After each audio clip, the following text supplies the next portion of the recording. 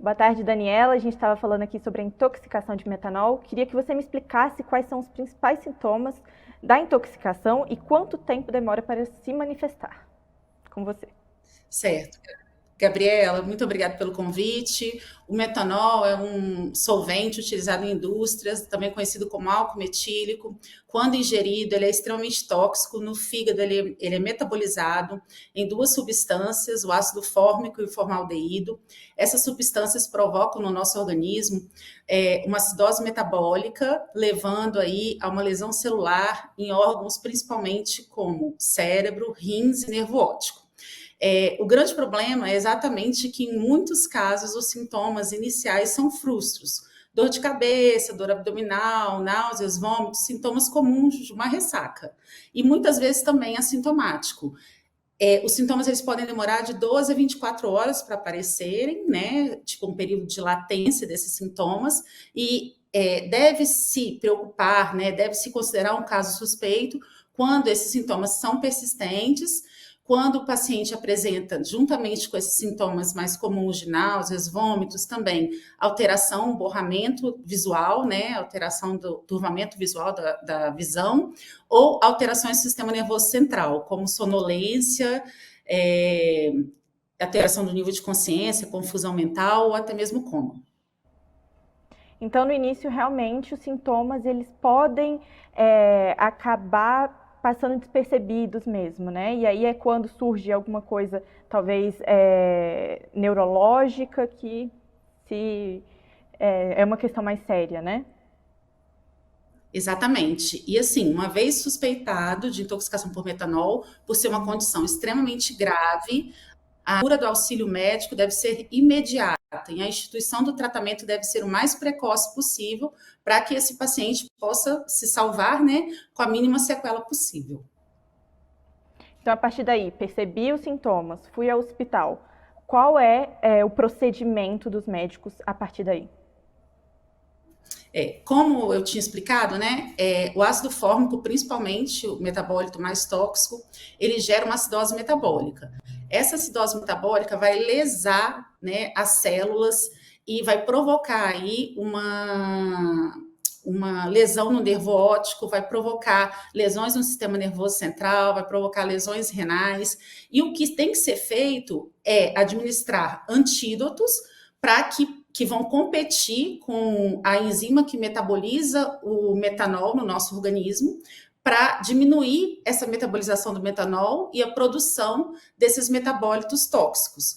Então, a gente usa os antídotos, também pode lançar mão da hemodiálise, em alguns casos, também lançar mão, né, da correção da acidose metabólica com bicarbonato e também o uso de ácido fólico em altas doses, que também melhoraria aí a liberação do ácido fórmico do nosso organismo.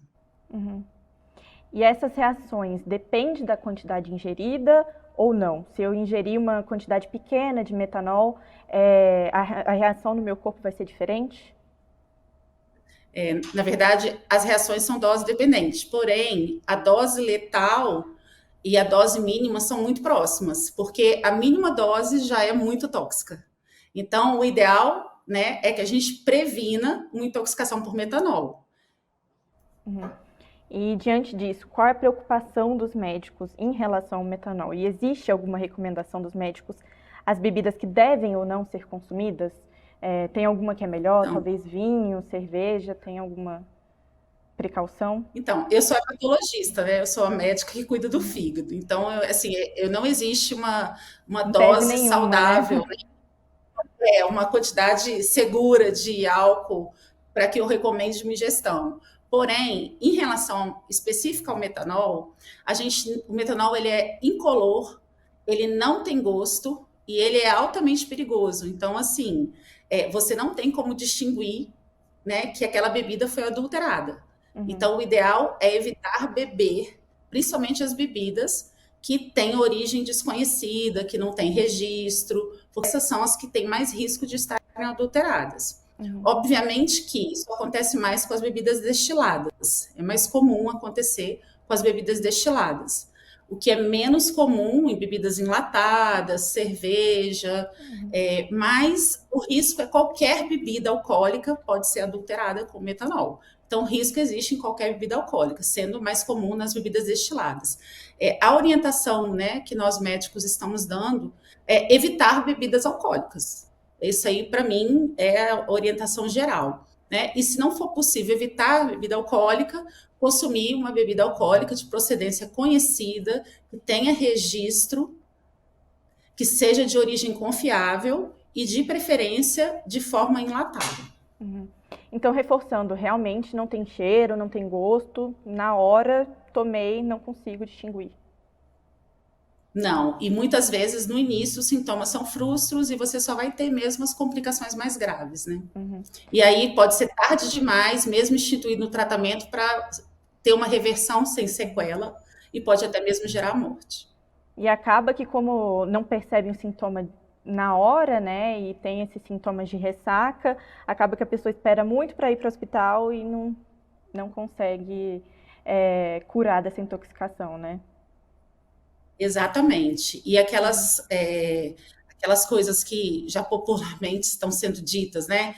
Consuma álcool de cerveja junto, que o álcool é o antídoto. Não, o antídoto só pode ser administrado dentro do ambiente hospitalar. É um antídoto próprio para o metanol. Mesmo sendo o etanol que a gente usa, ele é próprio de ambiente hospitalar. Também não tem remédio de ressaca nenhum que possa diminuir o risco da complicação da intoxicação pelo metanol.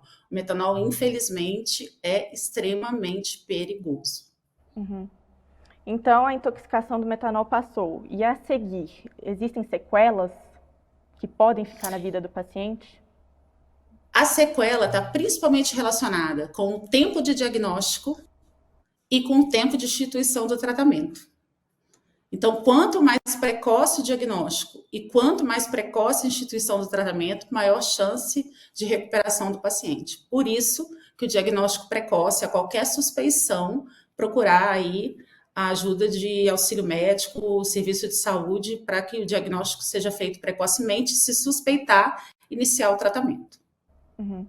E pode atingir pessoas de maneira diferente? Então, uma pessoa mais jovem, que tem um organismo que talvez seja considerado melhor, entre aspas, ou uma pessoa mais velha? Como é que funciona isso?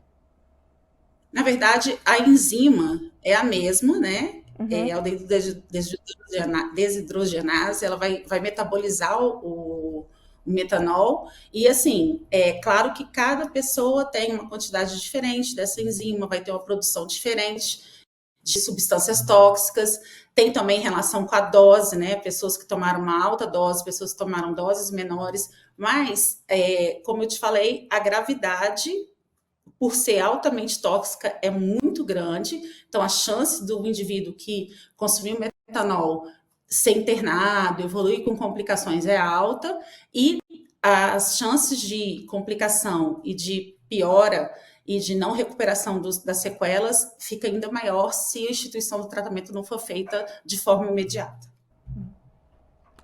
Muito obrigada pela sua presença, Daniela Carvalho, agradeço.